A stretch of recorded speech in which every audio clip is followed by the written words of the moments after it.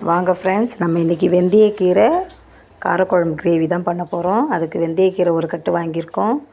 வெங்காயம், தக்காளி, பூண்டு தேவையான அளவுக்கு எடுத்திருக்கோம். ஒரு எலுமிச்சம் சைஸ் புளி, எண்ணெய், கடுகு எடுத்திருக்கோம் ஃப்ரெண்ட்ஸ். இப்போ நம்ம அடுப்பத்தை வச்சு கடாயை வச்சு எண்ணெய் ஊற்றுறோம். நல்லெண்ணெயில் சமைச்சா ரொம்ப டேஸ்ட்டாக இருக்கும் ஃப்ரெண்ட்ஸ். இது மருத்துவ குணம் நிறைந்தது. வெந்தயக்கீரை நம்மளுடைய உடம்பு டெம்பரேச்சர் ஹீட்டை தணிக்கும். இப்போ நம்ம எண்ணெய் ஊற்றிட்டு கடுகு, சீரகம், வெந்தயம் கொஞ்சம் போட்டு வதக்கிட்டு வெங்காயம் தக்காளி போடுறோம் ஃப்ரெண்ட்ஸ். வெங்காயமும் பூண்டும் நல்லா கோல்டன் ப்ரௌனாக வதக்கிற வரையும் வதங்கட்டும்.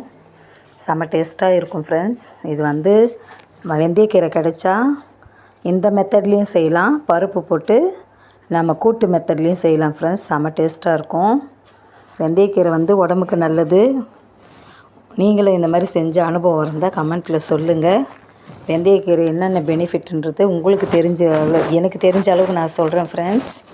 பாருங்கள், வெங்காயம் தக்காளி வதங்கியாச்சு. வெந்தயக்கீரையை நம்ம நல்லா வதக்குறோம் ஃப்ரெண்ட்ஸ். வதங்கினதுக்கப்புறம் தேவையான அளவு நம்ம குழம்பு மிளகாய்த்தூள் போட்டு புளி தண்ணி விட்டு நம்ம நல்லா கொதிக்கிட்டோம் ஃப்ரெண்ட்ஸ்.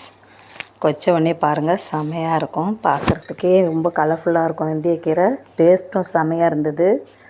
நீங்களும் இந்த மாதிரி வெந்தயக்கீரை கிடைச்சா செஞ்சு சாப்பிடுங்க. அதில் உள்ள பயனை சொல்லுங்கள். நம்ம ஒரு சின்ன துண்டு வெல்லம் சேர்க்குறோம் ஃப்ரெண்ட்ஸ். சுவையை கொஞ்சம் கூட்டி கொடுக்கும். வேணான்னா தேவையில்லைன்னா நீங்கள் ஸ்கிப் பண்ணிவிடுங்க வெல்லத்தை. நமக்கு வெந்தயக்கீரை ரெடி ஆகிடுச்சு ஃப்ரெண்ட்ஸ். வெந்தயக்கீரை பிடிச்சிருந்தால் லைக் பண்ணுங்கள் ஃப்ரெண்ட்ஸ்.